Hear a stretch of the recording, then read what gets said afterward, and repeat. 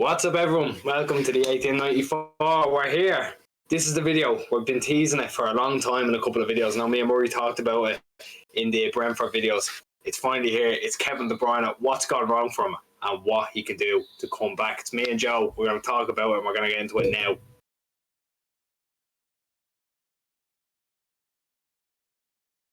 Okay, so the first segment, as you've seen, is the numbers. So we have a couple of numbers here. We took a while putting these together. We have a little Excel spreadsheet put in front of us. Now, we're going to be comparing Premier League and Champions League. We cannot stress enough that they are two completely different competitions. The game's different. The officials are different. We really cannot stress enough that it's very hard to compare them. But it's more so going to be comparing the players, and that, right, Joe? Yeah, the players in question, obviously the three competing for the same spot in Bernardo Silva, who's been our player of the season. So, I mean, he's just here as sort of a base point, as the marker that's been set. And then obviously the big one is Gundogan and De Bruyne, who are fighting for the same spot. And I think me and you were both in agreement that Gundogan should be playing just off of the performances. And I think some of the numbers, especially some of the numbers, are really in favour of Gundogan. It's shocking looking at them in detail. But that's the big one. It really is Gundogan against De Bruyne. Not against, but it's, you know what I mean. They're competing for the same spot. It really is just, for a player like De Bruyne, a few years ago, you said this before we started recording, a few years ago, you'd be shocked if we were talking about Gundogan over De Bruyne. But I mean, it's become a reality now with how he's ghosting through games, De Bruyne, and just not really contributing. Yeah, no, completely. It's just, it's like watching, you said ghosting, it's literally like just watching a shell go around. It's like he's had little to no impact this season on games. Like, you could say, he turned up in the Wickham game after he came back from, I think that was his return from COVID, and he looked really well oiled, but I haven't actually seen him in a game since that's really popped out. But we'll get into the numbers straight away, Joe. I'm going to let you go for it because I feel you're better at getting numbers across and comparing them than I am. I'm going to make this an actual nice little video, so you can go into them right whenever you're ready. Right, well, we'll start off with the ball retention that we often talk about with players like Mahrez, Gundogan, Bernardo being good ball retentive players who will sit there and are better against a low block 5-back, teams that are going to sit back and counter-attack us, which at the time we're recording this in the same day after the Arsenal game, which you would have thought would have suited De Bruyne with the fact that they press really, really well, but he still kind of ghosted a little bit through that one. But it's teams like, prime example is Sporting coming up. I'm almost certain they play a back five, and there's not going to be a lot of space in and around the penalty area, in and around just outside the box. So you want ball retention. You want players who are going to keep the ball, who are going to be able to work in them tight spaces and find the pockets of space. Just find them areas to create chances. And the first one that you've got to look at here is unsuccessful touches.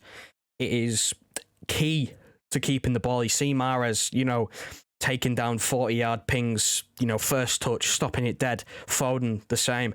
Bernardo, the same. Even Gundogan to an extent.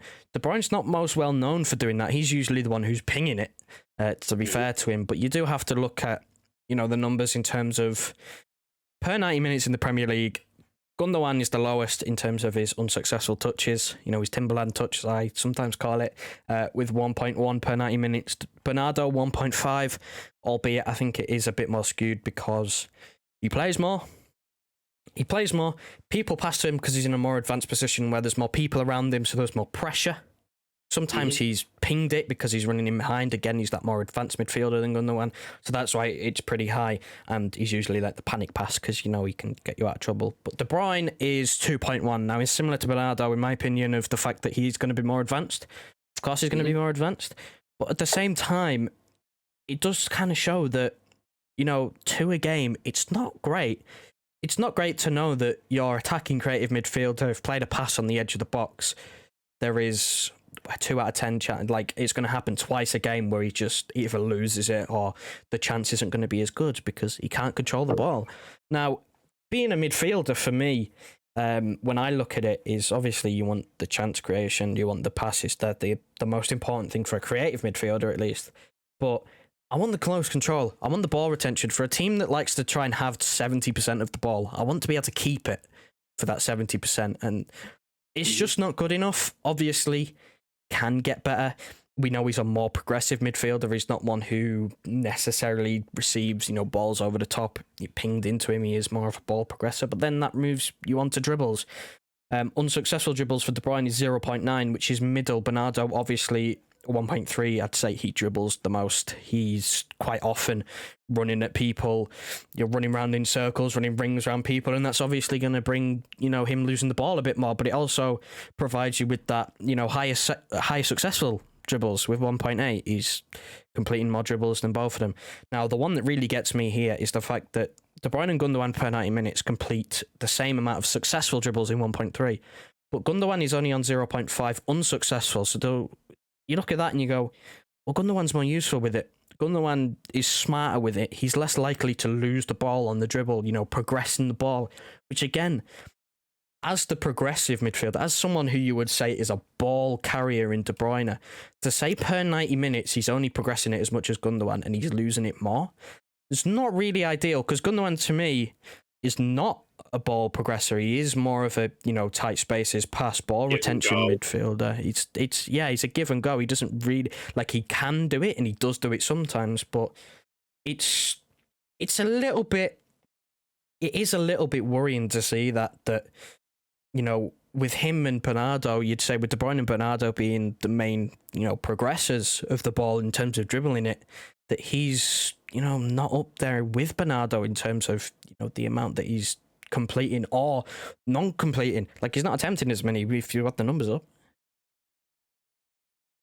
It's wild, because just as you were saying that there, it makes you realise how similar but different these two players in De Bruyne and Gundogan are, that they're going for this, they're going for the same position, but it comes down to what type of player do you want in this role?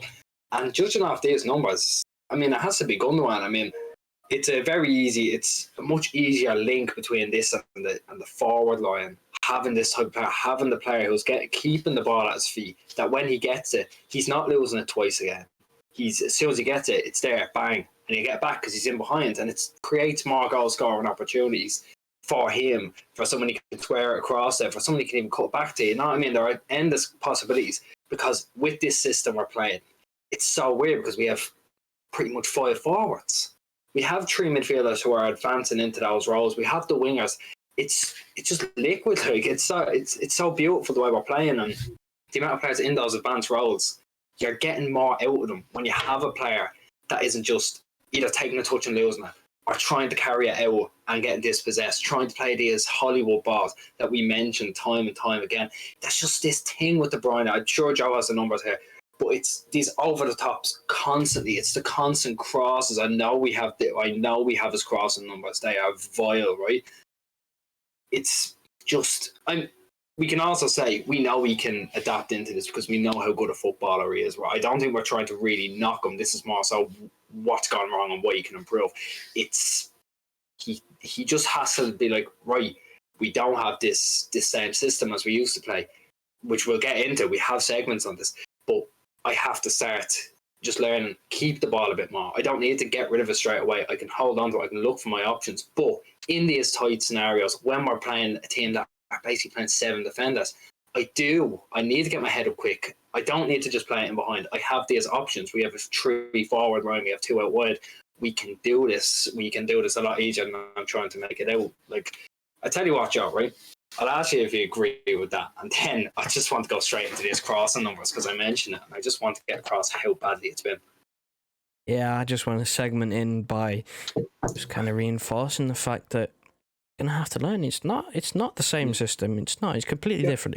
It's changed from last year. And we talk about ball retention. It does nicely segment into in terms of, his passing numbers, passing percentage. Now I'll leave the crosses out because they're in their own world at the moment. Shocking. But they are woeful. But just to speed this along a little bit, I will just briefly touch over the Champions League numbers for the ones that we've just gone on about. It follows a similar pattern. De Bruyne isn't clear in anything. He's clear in terms of the fact that this is the mental one. I'm not going to touch on Champions League too much because, again, it's a different competition. The Premier League has more games, and it's our main focus at the moment, which is what I'm going to focus on. But the one that catches my eye from those 4 that we just read out there is dispossessed numbers in the Champions League. Now, I told you this before we started recording. Per 90 minutes, Bernardo Silva is dispossessed 0.5 times, so he's dispossessed once every 2 games. Gundogan the same, dispossessed once every 2 games. De Bruyne is dispossessed in the Champions League 1.9 times per 90 minutes, which basically means not only is he dispossessed 2 times every game, in some way, shape or form, by being tackled or just giving the ball away by passing it, I don't know. I'm sure there's multiple other scenarios that I'm forgetting. If you look at those numbers in comparison, he's 4 times more likely to lose the ball. He's 4 times more likely to give the opposition possession. 4 times. Now, that was in the group stage, so obviously numbers can change from then. But next month, time of recording at least anyway, next month, Champions League knockout stage starts. If he's giving it away 4 times again, if he's giving it away 4 times more than Gundogan and Bernardo in a knockout game, in a knockout competition, it's not on. It's not on. It can cost you a game over a 2-legged tie. It really can. And it's absolutely mental. And it does segue nicely onto the passives, especially the short passing. Now, his short passing is, we talk about the ball retention. Inaccurate short passes for Bernardo Silva in the league is 5.4. Again, more advanced. You'd expect, better defensive positions, more defensive players to be in his way for short passes. Gundogan 4.9, kind of similar in that way. He's a bit he's usually a bit deeper, so you can understand he's a bit more of a give and go, like we said. But De Bruyne 8.7. That is 3.3 more than Bernardo, who is middle, and 3.8 more than Gundogan. That is small. That is short passes. That is 5-10 yard passes, and it links into the ball retention. He's not retaining the ball because not only is he losing it on the dribble and, failing to control it first time with his first touch, he's also not passing 5-10 yards as consistently. Like his pass percentage, it leads onto the pass percentage as well. Pass percentage, Bernardo 89.1, Gundogan 89.9, very, very, very close together, almost 90% for both. De Bruyne 82.4, 82%. I'd be looking at minimum 85 for, a ball retentive player. Now, obviously, I can maybe give or take a percent because he is trying lower percentage passes, lower chance of success passes. But if it's not working, you've got to stop, because then it just skews the stats to say that you're not performing well. And it reflects on the pitch as well with what we're looking at when it comes to him creating chances, that he's trying these low percentage passes and they're just not working. And then, again, he's playing it short, but he's failing, and he only completes 45 short passes a game, which is, 5 less than both of them, just to round the numbers, which, again, ball retention. He's not completing and he's failing more short passes than the other two. Now, I want my midfielders to keep the ball, like I said. It's just not on. And it's a similar thing for the Champions League. I'm rounding it here, 40 accurate passes, short passes, is average, just 1 less than Bernardo. Now, the thing is with Bernardo, his numbers are pretty low in the Champions League. I don't know what that is. I genuinely don't know the reason for it. Maybe he hasn't played as much. I don't know.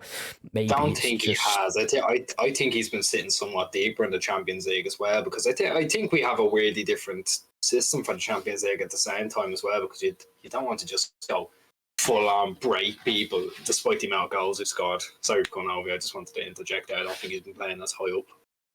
Yeah, no, and then it's a similar thing with the pass percentage as well to finish before I get on the crosses with Bernardo. Just a whopping, now I must say this is very impressive, a 92.6, regardless of his numbers being pretty low compared to his Premier League numbers at least.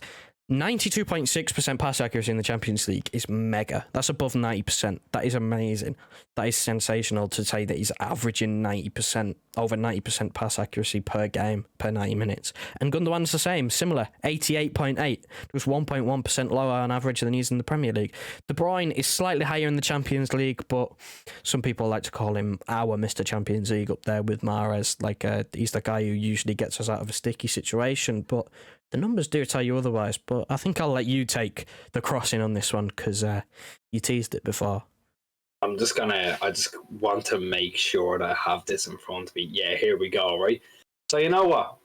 I'm gonna start off nice. We'll go with the accurate crosses. Bear in mind, right, De Bruyne is playing more crosses, as you would expect from a man who is famed for assists, right? So sorry if I'm looking this way as well. I have the numbers here.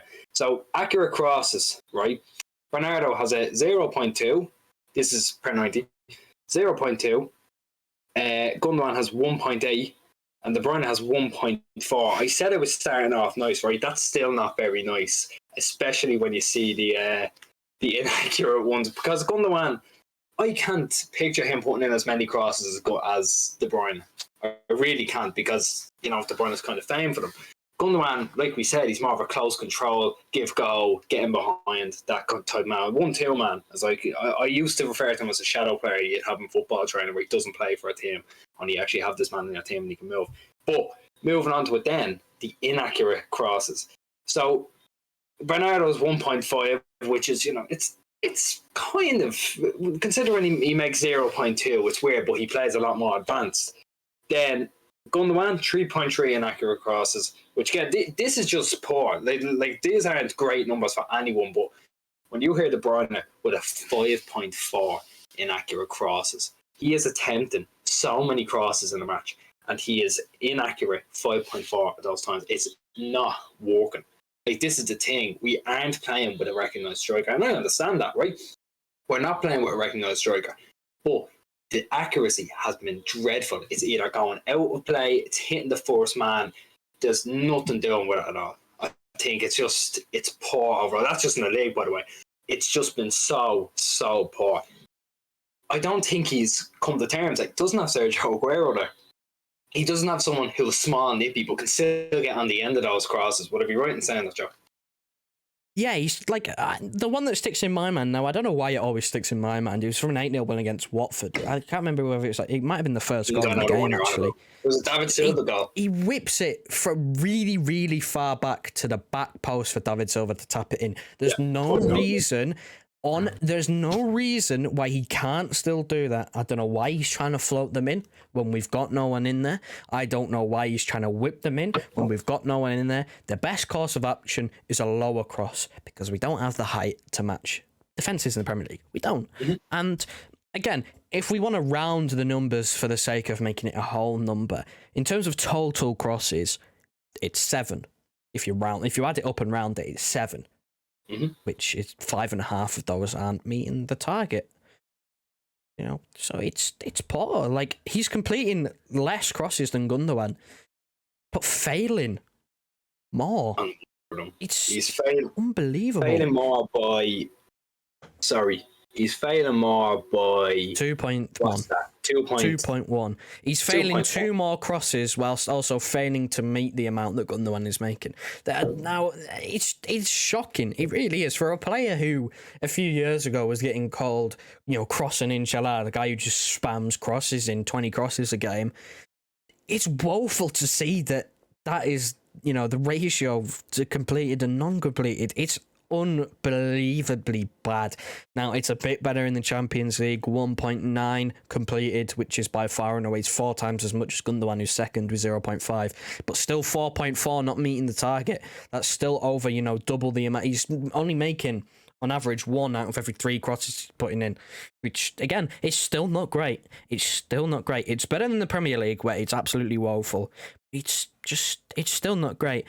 And I think he just has to, with the numbers that you got here, especially with the long balls stat that we didn't really touch over, him all having both more accurate but more inaccurate. We said that he likes Hollywood passes at the moment. He does. You can see with his crossing numbers, you can see with his long ball numbers being higher in terms of completed and failed, and his short pass numbers not being as high in terms of the amount of short passes he's actually playing. You can see that he is really going for these low risk passes, which you'd say is a good thing if he was actually completing more of them. But it's getting to a point where he's giving away the ball that much that you just have to play it simple now. You play it simple.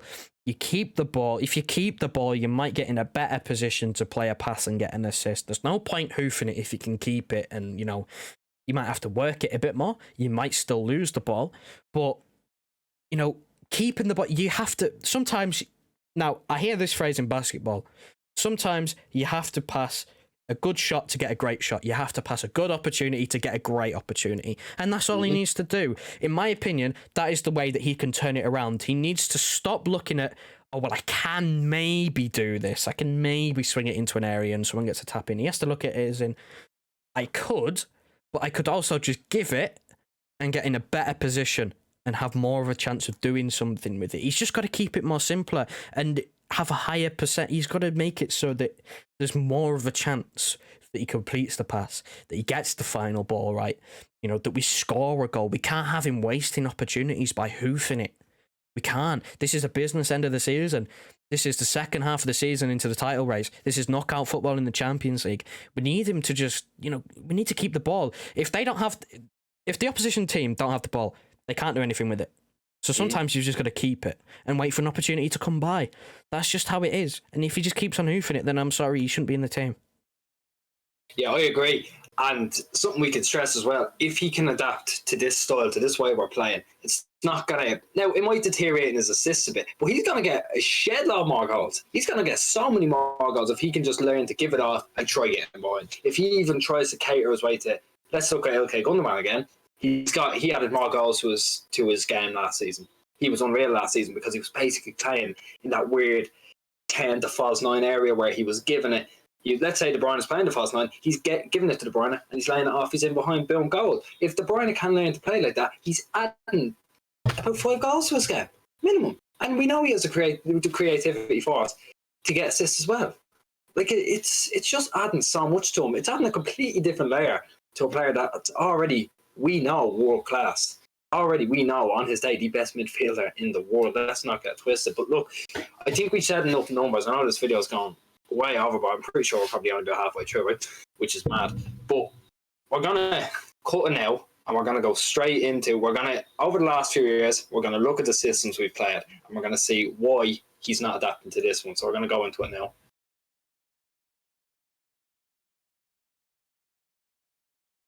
Okay, so first thing I'm seeing here, it's a 17-18 Centurion title winning. It's a creme de la creme team, you could say, right? This is some of the best football we've ever played, right? Now, you very clearly look at here, right? Now, I'm pointing at a fucking wall, but you're seeing it. We just have our 4-3-3, our 2 number 10s. It was just liquid. We had David Silva. De Bruyne, let me just say, was unplayable this season, right? And you want to know why? Now, Joe, I think you can talk about this more, right? The 2 wingers that we had were so, and I know we still have one of them, but they were so fast. Stoke, the 8 was 8-2. Was 7-2, thank you, sorry. I get mixed up all the high scoring games. 7-2. The goal that springs into mind straight away is the Leroy Sané one.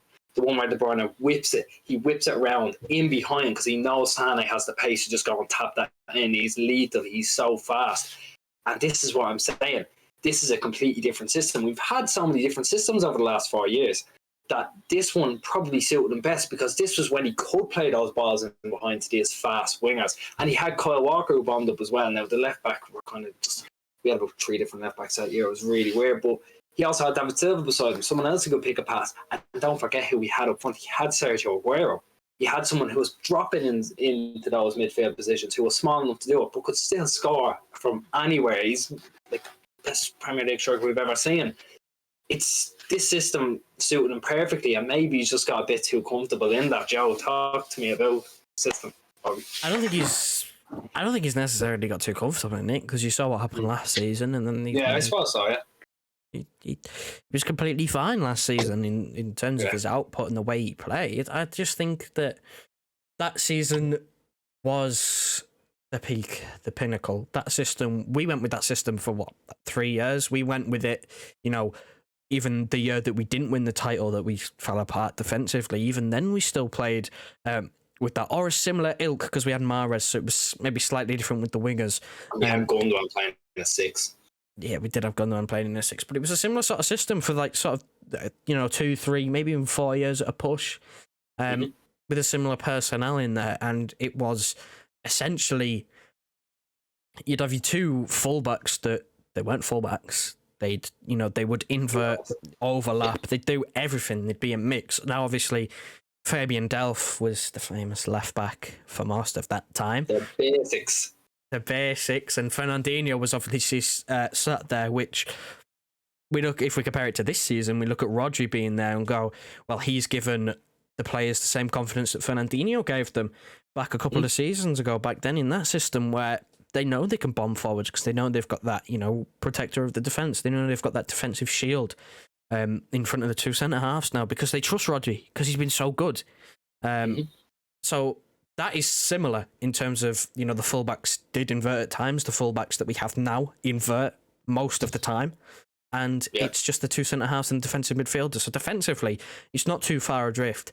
It's where you get into attacking in that system was just, we mentioned his Hollywood passes. They were always on all the time. Each winger was making 20, it felt like 20 runs in behind every single game. It was just, through ball after through ball after through ball. And that's where most of our games were won and goals came from.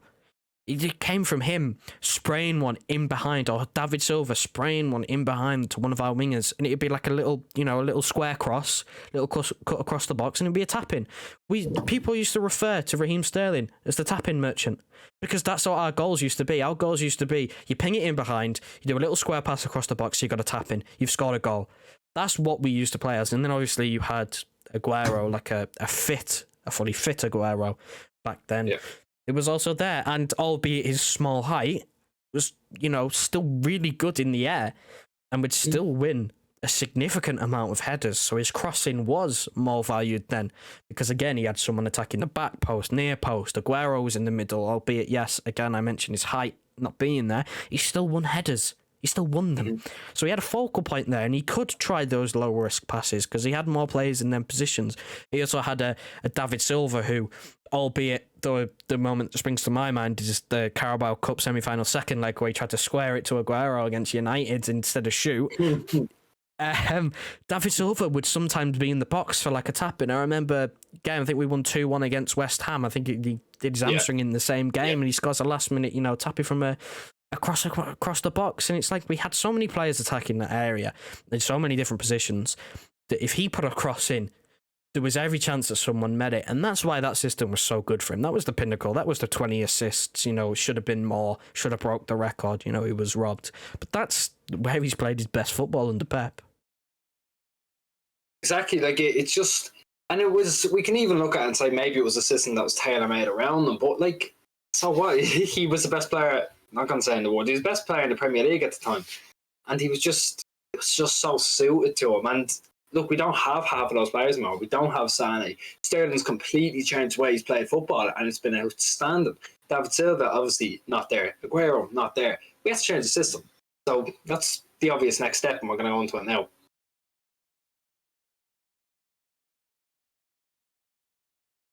Okay, so now this is last season's system. This is a complete...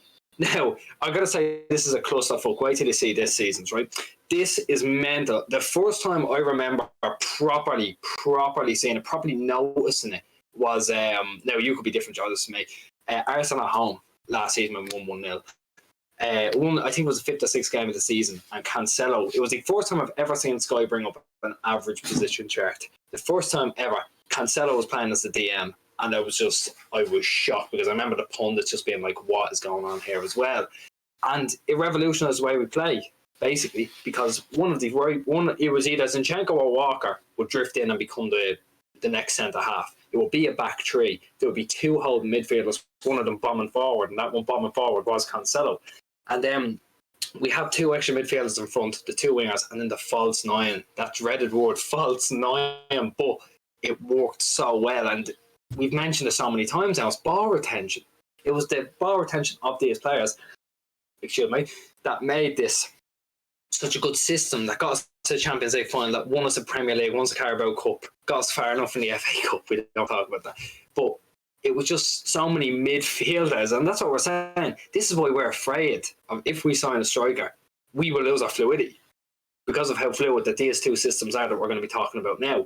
And De Bruyne, he was out injured for a while, but when he came back, he played further forward, and he was outstanding. He was absolutely brilliant when he played further forward. Just why I don't understand why we're not trying it this year, but he's he played further forward this year, and he came out with a PFA Player of the Year. Joe, tell us about the system, bud. I can tell you exactly why he was pushed further forward and why it works better if he's pushed further forward. I know why he was pushed further forward. Yeah, go on. He is a much better presser than Gundogan. He's got more legs on him. He can run more. He can press more. He's better at it. Mm-hmm. That is, clear to see. Now, I know we didn't touch on the defensive shape of the first one, but the defensive shape in this one was obviously it just revert to a normal 4-4-2, and you'd have usually Bernardo Silva up next to De Bruyne pressing the two people. You'd go alongside Gabriel Jesus and probably Foden, our best pressers that we have. That's why he was pushed so further forward. And again, we mentioned this, ball retention. De Bruyne's ball retention is not as good as De Bruyne's ball retention is not as good as Gundogan or Bernardo Silva. So you push him further forward, and I say ball retention is key for a midfielder. He was not a midfielder in that system. He was not, which is why it works so well, because he doesn't have to worry about ball retention if he's pushed further up. He can worry more about pressing, more about supplying that final ball, spraying it out to the wingers who are, on a level with him, and he can focus more on playing them passes because he's further forward. He doesn't have to keep the ball. A lot of the times there's no one in front of him to play that ball into, so it kind of stops him from even having that option of just pinging it. So that's why he was so good that season, because, again, he was tailor-made for it. It cut out the parts of the game that were just, that are frustrating this season, because, again, he was like the furthest player forward, and it suited him down to the ground. And albeit I know people are screaming for a striker, it's not like we need one. I stress this, we were 3 games off a quadruple last season. All we had to do was win 3 more games of football and we would have won a quadruple. So it's not like the striker is not the problem here. That's what I'm trying to get at. It's not the problem. It's the system and the way he's playing in the system that is the problem. He's trying to do the same stuff that he was doing 3 years ago. And the system's changed twice since then, and that's why it's not working. And that's why it worked last season. Because, again, he didn't have anyone directly in front of him who he, would pump it to and, they'd fail to run in behind, because he was that guy. So, again, that was more peak De Bruyne. He was Mr. Champions League then. He was our guy, along with Mahrez. He was that guy in the Champions League. And, again, Player of the Year. I mean, obviously, we have different opinions of who should have won it. Of course. Oh, yeah. It's not to say he wasn't completely deserved, like he shouldn't have at least been in the race, because his numbers are still phenomenal. And his performances, some of his performances were still great. And it's mental to think that he still gets injured for a month a season, and he's still there for Player of the Season, and it wasn't even his best. Yeah. I remember the first leg of Dortmund, I thought he was outstanding. And even then, he was dropping deeper as well. But he was still playing that advanced role, just dropping deeper. Again, it was basically like having 3 forwards. It's basically having 3 forwards and the wingers. And before we move on, right, we're looking at this system. Pep Guardiola, I'm going to take it back, right? 10-11. He was so accustomed to having Messi in that role, in that false 9 role. He knows how to cater. He knows how players need to cater to this role, which is why I'm so surprised. Well, I'm so happy that he was using them there, but I'm so surprised he hasn't tried using them there again.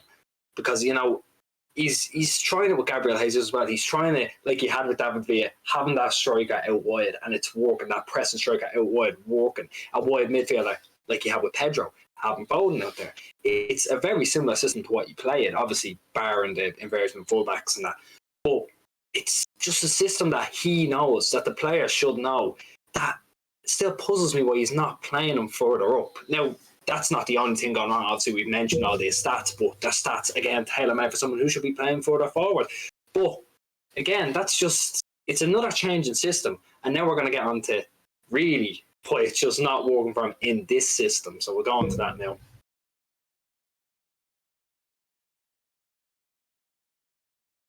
Right, so into the climax of the video, right? This is kind of what we've been building up to. It's this season. We called it the water bucket or the vase coming into this, right? It's fucking crazy, as you'll see, right? So I'm going to point out the obvious elephant in the room of we still have this false 9, we still have these bombing 10s, these 8s, whatever you want to refer to them as, they're 10s. De Bruyne is playing in some of those 10 positions.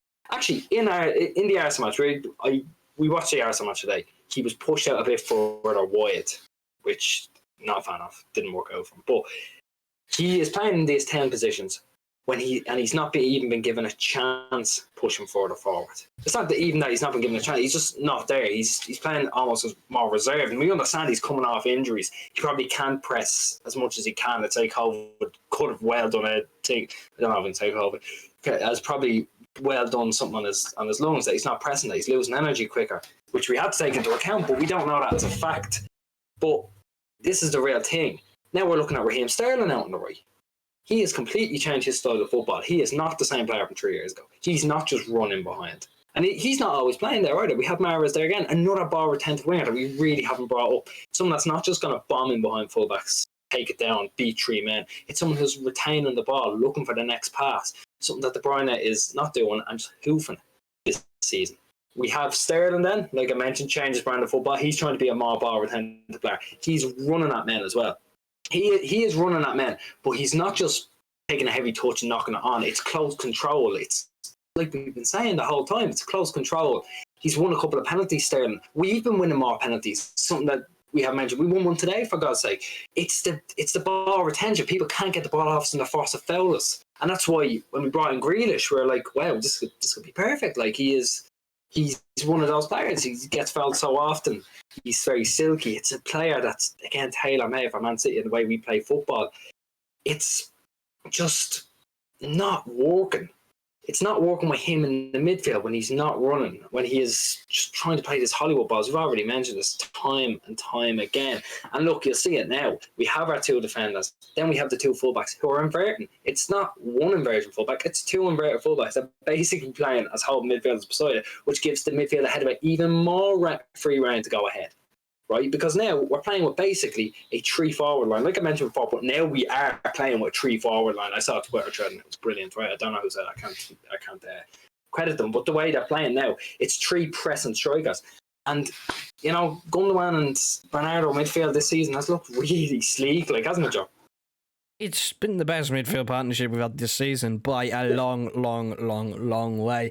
Just by looking at the stats, just by watching the games. If you have watched the game of football in which you have, if you've watched a City game with Gundogan and Bernardo compared to De Bruyne and Bernardo, you should see night and day difference. If you don't, then we might not be watching the same game, because it's just clear as day that one of them's keeping it simpler, but it's working. They're doing better in the system. And I think De Bruyne, I think it was against no, it wasn't against Newcastle. There was a game recently where he was played as the false 9, and I don't think he got an assist, but I think he got a goal. He at least got a goal in it, and he looked better. He was still giving the ball away a load, though. Leeds, he was kind of playing a bit further forward, and his first goal was very like a Gundogan given goal.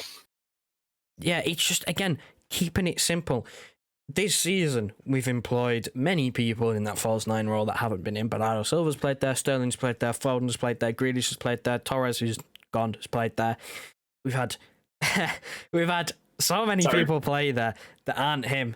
It's unbelievable why we haven't tried it more, because it worked so well last season. And I do truly believe if he was put there while, again, we kind of made fun about how the fact it took him so long to get an assist. I don't care about his assist numbers. If he wants to go and play in that false 9 role and score 15 league goals in a season, go and do that. I would be happy for you to turn around and go and get goals instead. But he's not even doing that, really. And when he does, he's masking over games, or he's just not playing well. And again, like you said, when he's played in that 10 role, one of them 2-10s, he's given more free rein because of the inversion of the fullbacks, creating that, you know, sort of defensive midfield 3 behind him, the little cushion. It's a block. It's not even a cushion. It's a block at this stage. Like, it's so solid.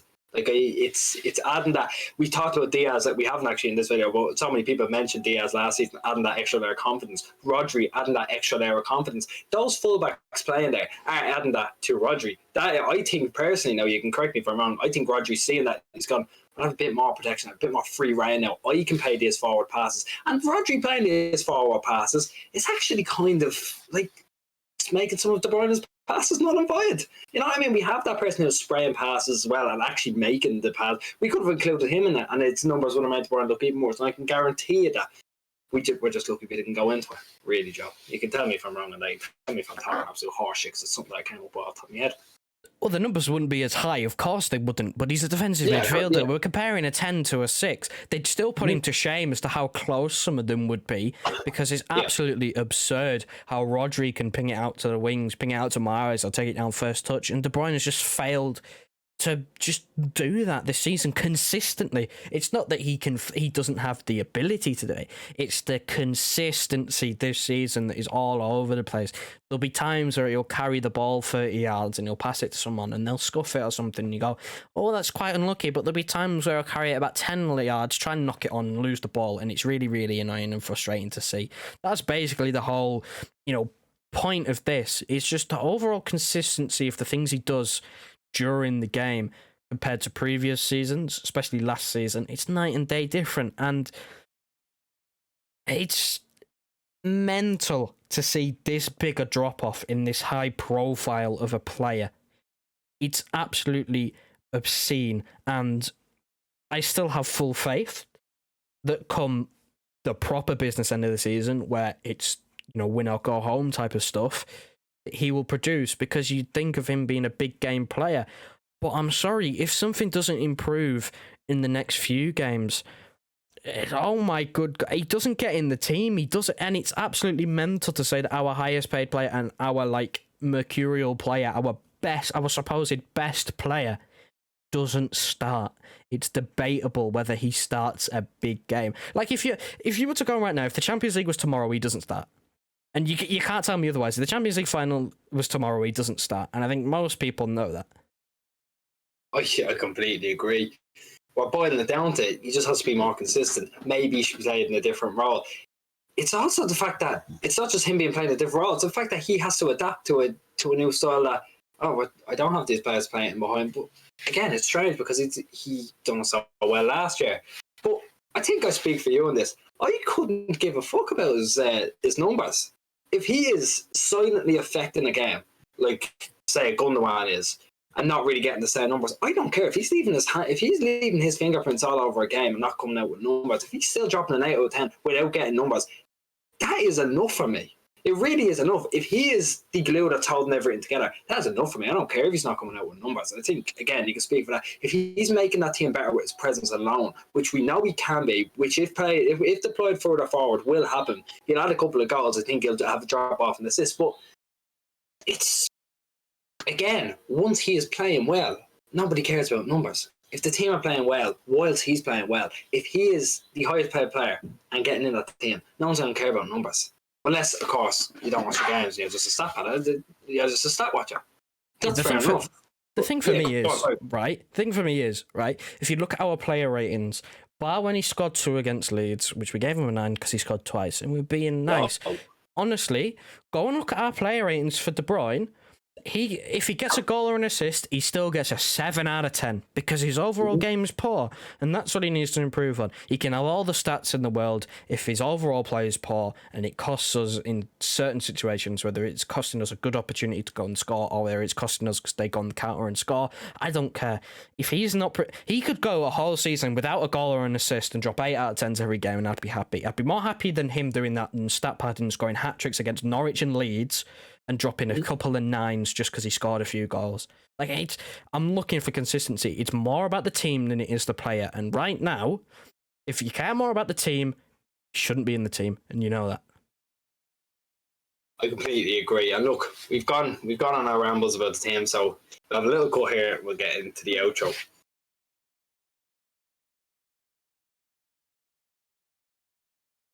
Right, so if we've made it to the end of this, then we thank you. It's a very long. I think we've had a cut in between. We looked at about 45 minutes. So just to get the last second thoughts, Joe, wrap them up. Give me a 30-second. What is it he needs to do? I know we've had a long video on it. Just summarise it. Sorry.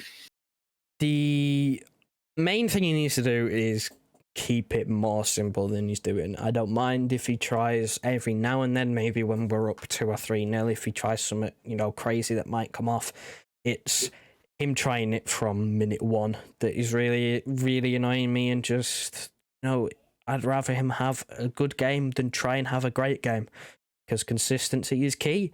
Consistency is key, and that's how he's going to get into the team. And like I said, Champions League finals tomorrow, he doesn't play. He's on the bench and he doesn't play if everyone's fit, of course. And he doesn't have many games left to prove that he's going to adapt and he's going to change and he's going to keep it simpler. I'm looking at, obviously, time of recording, next game is Swindon. Now, obviously, I probably wouldn't play him there. I'd probably play the big one, of course. The big one. I'd play a mostly EDS side in that one, and but I'm looking at it and going, I originally think I was saying till the new year, to that Arsenal game. He's gone to that Arsenal game to prove why he's in that team. Now, he hasn't proved why he needs to be in that team. But that's why we made this. This is why we made this as well. This was the game where if it wasn't working, he's getting. I'm sorry. Yeah. Now, I'll give him slightly more leeway because he's got a couple of stats. He's got his first assist, and I'm going to give him slightly more time. But when I say slightly more time, I mean 2 games. I've got Chelsea next, which is a big game. Now, if it's a big game player, he'll turn up in that one and, have an overall good game. He likes a game against Chelsea usually, and it's at home, so I should expect him to turn up in that. He's one of our best players. And then the Southampton game at the end of the month, he's got 2 games to prove that he should start, because after that, we've got 2 more games till the Champions League starts. And I don't want to give a player all these minutes who's not going to, who I don't want to play in the big game in the Champions League knockout stage. I don't want to. So for me, he's got the big game against Chelsea and then one against Southampton. I'm sorry, if he can't perform against Southampton, he shouldn't play. He shouldn't start a big game for I don't know how long, but he has to prove then at that point that he deserves to, because Southampton is a game where he should be performing well. They're, bottom half of mid-table. I agree. I just echo those thoughts exactly, right?